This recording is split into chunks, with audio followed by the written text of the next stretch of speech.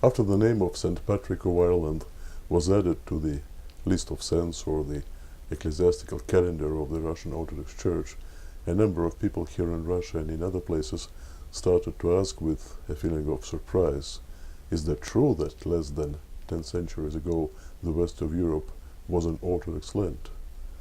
Of course, we should realize in all parts of the world that the greatest part of the history of the Christian West was an Orthodox part of this history. And I would add, Orthodoxy is not only the past, but it should be the future of Europe if Europe wants to survive, if Europe wants to remain what it used to be for millennia of the Christian history.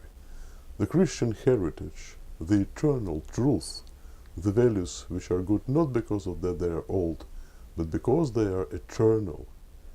All those things are the foundations of the ethos of Christian Europe.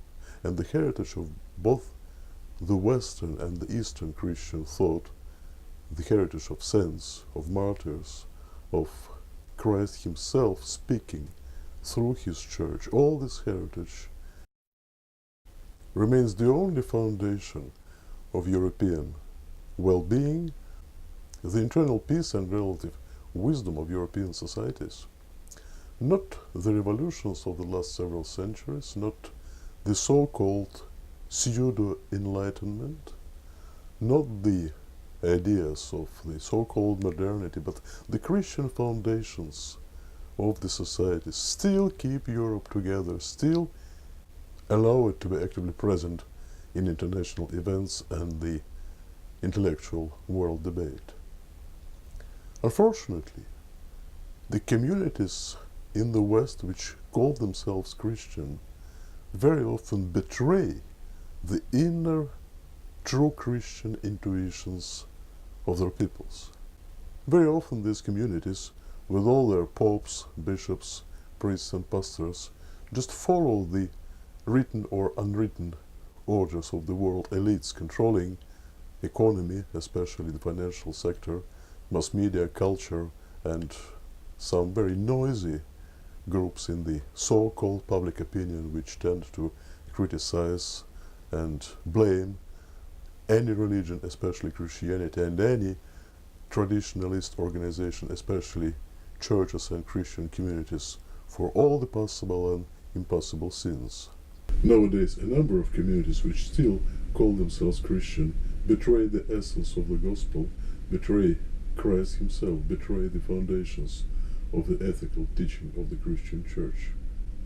Many people who identify themselves with the Vatican still keep the foundations of the Christian faith. Although, of course, we know that some elements of the mysticism of the so-called Roman Catholic Church and some elements of its teaching are in contradiction with the faith of the first millennium of Christianity, with the faith of the early undivided church. Of course, there can be some arguments about whether we should engage into mission among people who are calling themselves Roman Catholics. But there is no doubt that the Orthodox Christians, the Orthodox Christianity, should start its mission with full energy among people who belong to communities which still probably call themselves Christians, but who actually became post-Christian and even anti-Christian. Communities which, in a blasphemous way, practice the so-called blessing with the name of Christ of people of the same sex, cannot be called Christian anymore. Those people and those who share any sort of Eucharistic community with them should be called to repentance, should be called to conversion, should be called to the Christ of the gospel once again.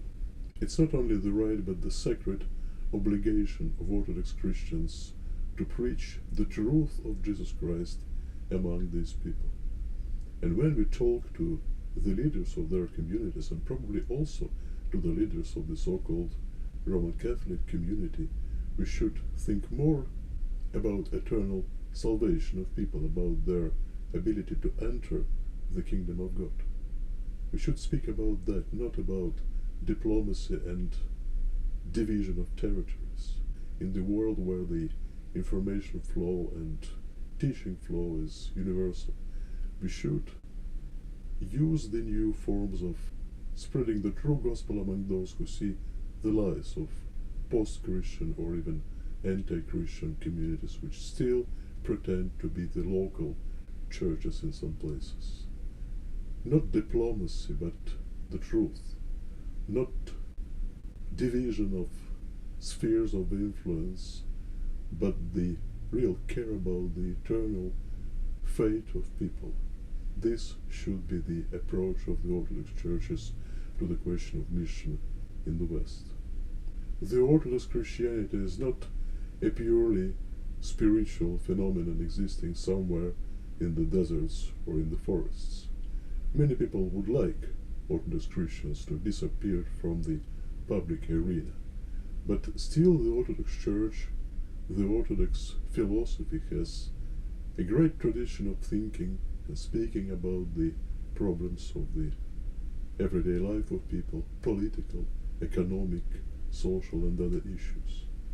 The Orthodox Church must come to the West nowadays clearly saying that this is the church which is not going to betray their peoples. This is the church which is capable of saying that illegal migration is a crime which should be stopped or punished. This is the church which can say very openly that the power in the corridors of New York, Washington or Brussels is very distant from people and it should be overthrown. Radical secularism which came to power through anti-Christian aggressive violence and genocide has no moral legitimacy anymore. The modern financial system which is not accountable to God or to peoples of the world is not morally legitimate and must be rejected. The Orthodox Church, through its mission, should tell all this to the peoples of the Western Europe and Northern America. We need to be the church of justice, the church of the truth, the church of open, honest and brave word, the word which will remind the so-called post-Christian society about the gospel, not about the antichrist of political correctness or multiculturalism, the real Christ, the one and only true God, the God of Abraham, Isaac and Jacob, the God of the prophets and apostles and the church. We need to say very clearly that only in this God there is salvation and the eternal fullness of true life. Only in this God there is the kingdom of heaven. There is no other God, there is no other truth, there is no other way to heaven.